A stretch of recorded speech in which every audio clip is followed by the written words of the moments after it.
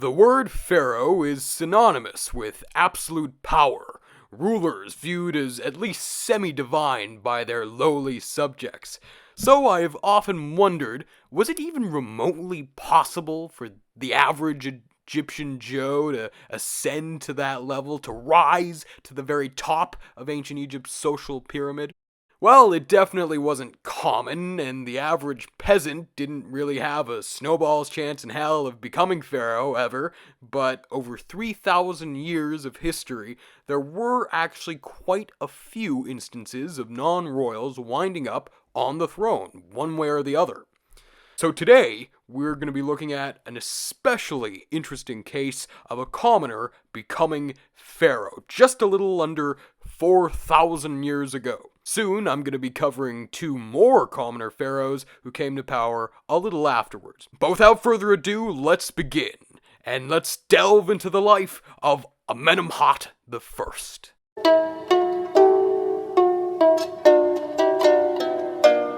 Amenemhat I is a very interesting but very complicated figure, so even though I'm devoting an entire video to him, I can't really give you much more than the Cliff Notes version of his reign. He brought Egypt into a new age, a fact that he was very well aware of, by founding one of Egypt's greatest dynasties, the 12th, under whose rulers Middle Kingdom Egypt would reach its height. He also created an entirely new capital that would be used by his successors for centuries to come, and fundamentally altered Egypt's foreign policy, building an enormous border wall and launching countless military campaigns.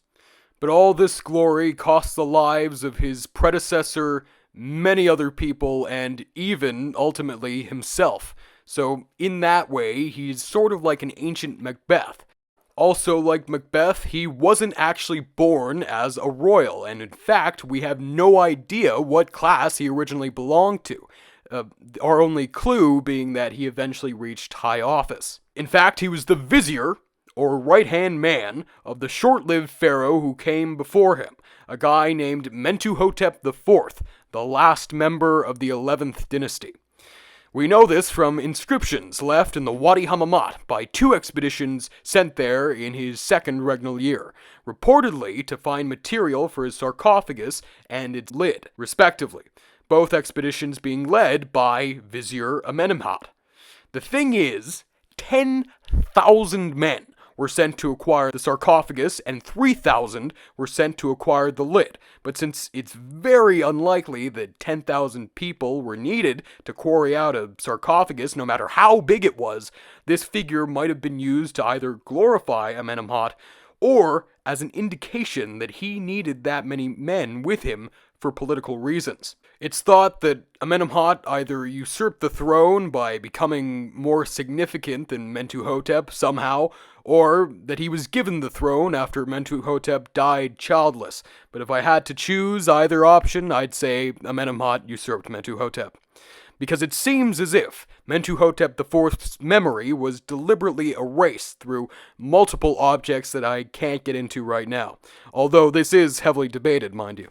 But most importantly, king lists like the Turin Canon don't include Mentuhotep.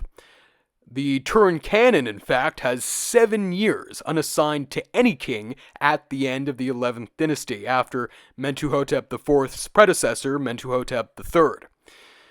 This 7-year gap in the Turin Canon could be Mentuhotep IV's entire reign, or his probable reign of just 2 years plus 5 years filled with turmoil, political unrest, and famine, which could have been mutually reinforcing.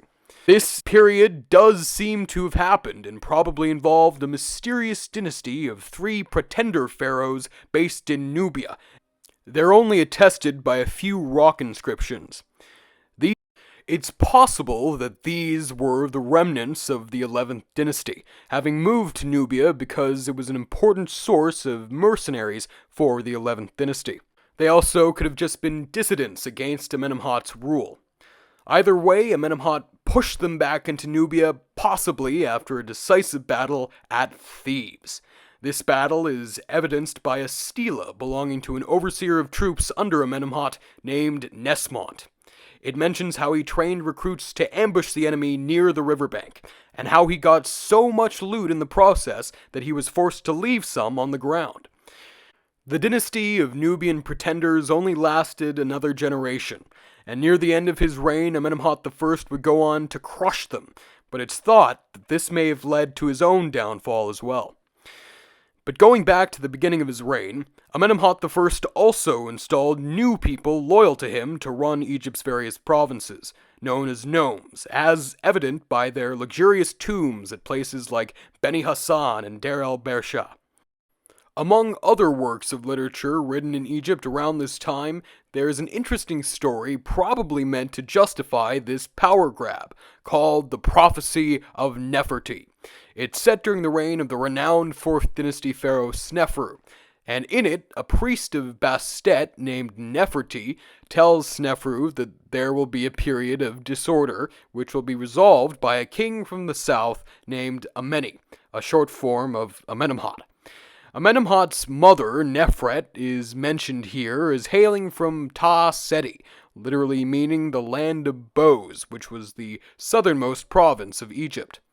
Later sources say that a guy named Senusret was Amenemhat I's father, and in doing so, they give him the title of God's father. So what did Amenemhat do during his reign? Well, he strove to make major changes. As an example of this, one of his royal names, his Horus name, was literally Wehemesut, which translates to the repeating of births, i.e. Renaissance. He was trying to induct a new Renaissance for Egypt. As a part of this, he founded a completely new capital named Itijtawi Amenemhat, which literally translates to Amenemhat who grasps the two lands. So a bit on the nose there.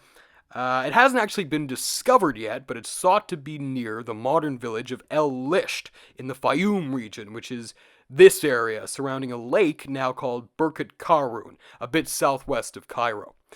We know where his pyramid is, and that was close to El Lisht, but we don't actually know where the physical capital itself was. It's unknown exactly when Amenemhat moved the capital from Thebes, where it had been before, to Itijtawi, but he stayed at Thebes just long enough to begin an unfinished tomb, so maybe he stayed in Thebes until the middle of his first decade as king, and then he possibly moved to Memphis before moving to Itijtawi late in his reign. He had multiple probable reasons for moving to Itijtawi. Number one, he would be closer to the Fayum. It could provide more agricultural land, and it's very fertile, or was at least. And number two, Itijtawi is located directly on the border between Upper and Lower Egypt and adds to the symbolism of the very name of the city. In addition to building this new capital, which would be used by the rest of the 12th dynasty pharaohs and into the 13th dynasty, Amenemhat did what any good pharaoh does and built himself vast monuments at a variety of sites across Egypt in the process of rebuilding and renovating various temples at these different sites. And of course, he also began constructing a pyramid for himself near his new capital, which became the first proper pyramid since the end of the Old Kingdom, but unfortunately, it's now pretty much just a pile of rubble. Some of it was built using blocks of stone cannibalized from much older pyramid complexes, including some from Khufu's famous Great Pyramid. So as I mentioned before, Amenemhat was also very active in foreign affairs, in that he launched military campaigns left, right, and center against all of Egypt's traditional enemies, the Asiatics in the Levant, the Libyans, and the Nubians. He also built a line of defense meant to repel Asiatics at the northeastern border of Egypt, probably in the Wadi Tumilat, and it's known as the Walls of the Ruler. Now, after 20 years on the throne, Amenemhat I did something that had never been done before. He elevated his son, Senusret, named after his father, to the throne as his co-regent, and little Senusret became Senusret I. This was probably done to secure the line of succession. In his regnal year 29 and his son's regnal year 9, Amenemhat resolved to crush the pretender pharaohs in Nubia once and for all, and to conquer Lower Nubia in a brutal campaign led by his own vizier, Intifikar. Remember when Amenemhat was a vizier? This campaign would also usher in a new wave of construction of huge, elaborate fortresses meant to control the local population in Lower Nubia, and most importantly, to control the main resource it produced, gold. In a rock inscription left near the fortress of Aniba, Intifikar boasts of his devastation of Nubia, saying, "I sailed victoriously upstream, slaughtering the Nubian on his riverbank, and then I sailed downstream, plucking corn and cutting down the remaining trees. I put fire into their houses as one has to act against him who has rebelled against the king," i.e. Amenemhat. But the brutality of Amenemhat I's Nubian campaign may have ultimately cost him his life.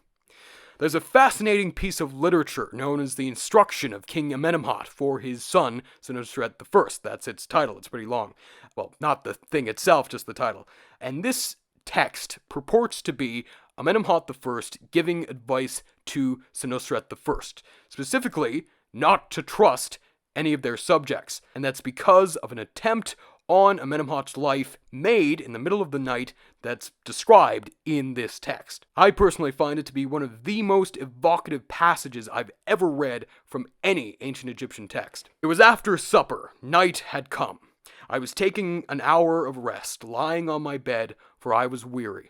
As my heart began to fall asleep, weapons for my protection were turned against me, while I was like a snake of the desert. I awoke at the fighting, alert, and found it was a combat of the guard. Had I quickly seized weapons in my hand, I would have made the cowards retreat in haste. But no one is strong at night. No one can fight alone. No success is achieved without a helper. Thus bloodshed occurred while I was without you, i.e. Senusret. Before the courtiers had heard, I would hand over to you, before I had sat with you as to advise you. For I had not prepared for it, had not expected it, had not foreseen the failing of the servants. We don't know if these are Amenemhat's actual words, and many think that they aren't, and perhaps it was just written as if he was appearing to his son in a dream, meaning this is a description of Amenemhat's actual murder. It's been theorized that his assassins were vengeful victims of the year 29 Nubian campaign, since Amenemhat I died in his 30th year on the throne, just a year after that campaign. But if these are Amenemhat I's actual words, then of course he couldn't have been killed, and perhaps this attempt on his life was what spurred him to make his son Senusret his co-regent in the first place. That way, it would sort of make sense for Amenemhat to say that his courtiers hadn't heard that he was going to pass on the throne to Senusret. Either way, Amenemhat I's reign came to an end, and perhaps with his murder. But unlike his fellow usurper, Macbeth, he spent a good 3 decades on the throne and was able to establish a powerful dynasty that would last for centuries. But eventually, the 12th dynasty itself dissipated and was replaced with the much weaker 13th dynasty. It wasn't even really a dynasty, since a lot of the pharaohs assigned to it just usurped their predecessors, and then after 5 minutes on the throne, they were booted off by the next guy. But the next 2 pharaohs we're going to cover that were born as commoners are among them. But one was definitely more successful than the other, as you'll see. So stay tuned for that video. Also, next week, I'm going to restart my award-winning series, Really Old News, the only YouTube show dedicated to covering weekly archaeological news, which I know must be very exciting for everyone listening. So, goodbye, and thank you for listening.